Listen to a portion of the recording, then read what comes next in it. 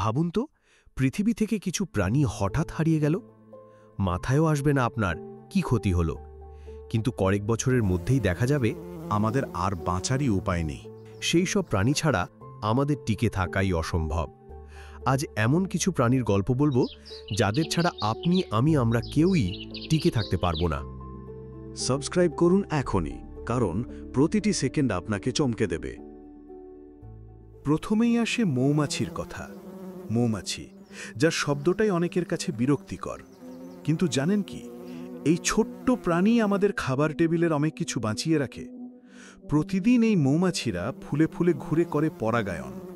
ফল, সবজি, চাল, গম, এমনকি বাদাম, কফি সবই আসে এই জাদু থেকে।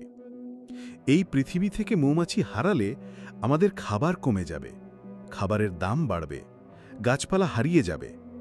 বিজ্ঞানীরা বলছেন, মৌমাছি হারিয়ে গেলে মাত্র 4 বছরেই ধ্বংস হবে মানব সভ্যতা। ফসল থাকবে না, গবাদি পশুর খাবার থাকবে না, খাদ্যচক্র ভেঙে পড়বে। আর একবার নিজেকে প্রশ্ন করে দেখুন, খাদ্য ছাড়া মানুষের অস্তিত্ব কি টিকবে? একটা ছোট্ট ডানার খাপেই গাঁথা আমাদের ভবিষ্যৎ। তো এবার বলুন, মৌমাছি কি শুধুই মধু দেয়, নাকি গোটা প্রাণী জগতের চালিকা শক্তি এই মৌমাছি? 2 নম্বরে আসি লেডি বাগের কথা। একে বলা হয় কৃষিক্ষেতে নীরব বডিগার্ড। লাল কালো ডটে ভরা লেডিবাগ দেখতে যতটা সুন্দর, এর কাজ ততটাই গুরুত্বপূর্ণ। এরা আমাদের ক্ষেতের ক্ষতিকর কীটপতঙ্গ খেয়ে ফসল রক্ষা করে। কীটনাশক আর পারিশ্রমিক ছাড়াই পাহারাদারির কাজ করছে এই অদৃশ্য বন্ধু। ভাবুন, এরা না থাকলে কৃষকদের কি পরিমাণ লোকসান হতো। 3 নম্বরে আসে কেঁচো, যাকে বলা হয় মাটির ডাক্তার। মাটি মানেই জীবনের শুরু, আর সেই মাটিকে উর্বর রাখার পিছনে যে নীরব সৈনিক কাজ করে তার নাম কেঁচো। কেঁচো দেখলেই অনেকে আঁতকে ওঠে, কিন্তু এই নোংরা দেখাতে প্রাণীটাই মাটি বাঁচায়, মাটিতে সুড়ঙ্গ করে, বায়ু ও পানি চলাচল বাড়ায়। এরা আবার জৈব পদার্থ ভেঙে সেগুলোকে এমন এক ধরনের সার বানায় যা ছাড়া গাছপালা সহজে বাড়ে না। এই জন্যই মৃত্তিকা বিজ্ঞানীরা কিছুকে প্রাকৃতিক লাঙল বলে ডাকে। 4 নম্বরে আসে বাদুড়। রাত নামলেই আকাশে অদ্ভুত এক সিলুয়েট ভেসে ওঠে, এটাই বাদুড়।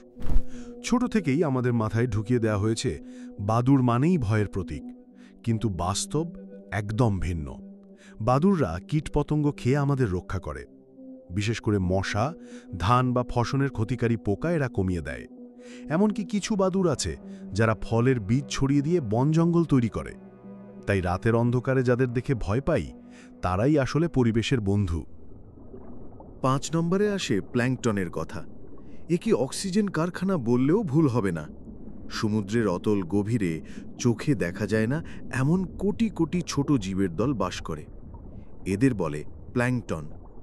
ছোট হলেও কাজ বিশাল। আপনি হয়তো ভাবছেন, এমন ক্ষুদ্র জীবের সাথে আমাদের কি সম্পর্ক? কিন্তু আপনি জেনে অবাক হবেন, পৃথিবীর প্রায় 50% অক্সিজেন আসে এদের হাত ধরে। তারা না থাকলে নিঃশ্বাসেই সমস্যা হতো। তাই সমুদ্রের এই অদৃশ্য বীরদের অবদান ভুলে গেলে চলবে না। পৃথিবীতে আমরা মানুষ হয়তো নিজেদের সবচেয়ে বুদ্ধিমান মনে করি, কিন্তু প্রকৃতির এই ছোট্ট অথচ অপরিহার্য সৈনিকদের ছাড়া আমাদের বেঁচে থাকাটাই প্রশ্নবিদ্ধ হয়ে যাবে। তাই আসুন সবাই মিলে প্রকৃতি ও এই গুরুত্বপূর্ণ প্রাণীদের সংরক্ষণ করি, কারণ এরা হারালে হারাবে মানবজাতি নিজেই। আপনি এই ছোট প্রাণীদের আগে কতটা গুরুত্ব দিতেন? কমেন্ট করুন আর আমাদের জানান।